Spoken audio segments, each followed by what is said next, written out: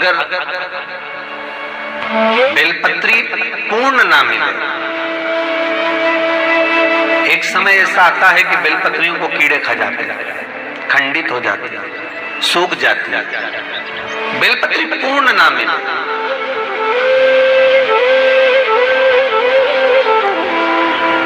तो क्या हम खंडित बेलपत्री भी शंकर को समर्पित कर सकते हैं?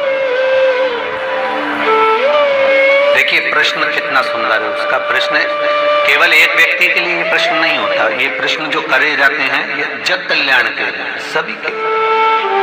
मान लो अगर बेलपत्री साबुत नहीं है, बेलपत्री कहीं कीड़ा खा गया, कहीं बेलपत्री खंडित हो गई, कहीं बेलपत्री में कुछ तकलीफ है, मालूम कीड़ा हो गया या कुछ हो गया और वो खंडित है, तो क्या हम उसको ना चढ़ाएं कि चढ़ाएं?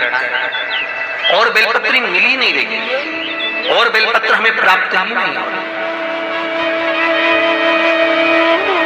ऐसी दशा में हम क्या कर सकते हैं? तो शिव महापुराण की कथा कहती है ये भी जरूरी नहीं है कि आप बेलपत्र समर्पित करें। कितना सुंदर कहा है शिव महापुराण की कथा में कि हम ये भी नहीं कह रहे कि बेलपत्र आप समर्पित करें। अगर बेलपत्र खंडित है, टूटी पड़ी है और आपके पास में नहीं है तो शिव जी की चढ़ी हुई बेलपत्र को धोकर शंकर पर चढ़ा दे। उसने दूसरा प्रश्न लिखा, मान लो मंदिर में भी बेलपत्र नहीं हो तो? बहुत अच्छी प्रश्न है ये। मंदिर में भी बेलपत्र ना हो तो कितना सुंदर कहा। एक भजन आप लोग गाते हो कि मन मेरा मंदिर, आंखें दिया बाती, होठों की है तालियां, रोम फूलवाती।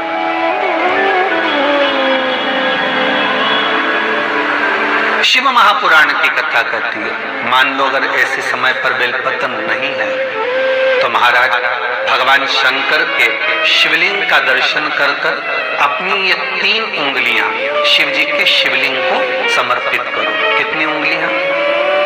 जम के बोलिए। 3 उंगलियां शंकर के शिवलिंग को समर्पित करिए और बाबा से निवेदन करिए, इसको हमारा बेलपत्र का भाव मानकर आप स्वीकार करिए। ओम नमः शिवाय, श्री शिवाय नमस्तुभ्यम या मां मृत्युंजय का जाप करते हुए, गौरी शंकर का स्मरण करते हुए हाथ का स्पर्श कर बाबा को नमन करो, प्रणाम करो। बाबा उस बेलपत्र को भी स्वीकार कर लेता है। बाबा उस बेलपत्र, यहाँ तो कितना शिव महापुराण के अंतर्गत एक लिंग पुराण है। लिंग पुराण के अंतर्गत वर्णन आता है कि आप अगर आपके पास में शिवलिंग भी नहीं है, आप किसी नदी में स्नान कर रहे हो तो अपने अंगुष्ठ को आगे कर आप उस पर भी जल चढ़ा सकते हो। भगवान शंकर उसको भी स्वीकार करते हैं। आप किसी नदी का कंकर उठाकर अपने हथेली में रखकर उसको भी जल चढ़ा सकते हो। भगवान उसको भी स्वीकार करते हैं। भगवान उसको भी ग्रहण कर लेते, भगवान उसको भी स्वीकार करते। हर हर महादेव, जय माता दी। दोस्तों कितना सुंदर प्रश्न है और कितना सुंदर आंसर दिया है गुरुजी ने।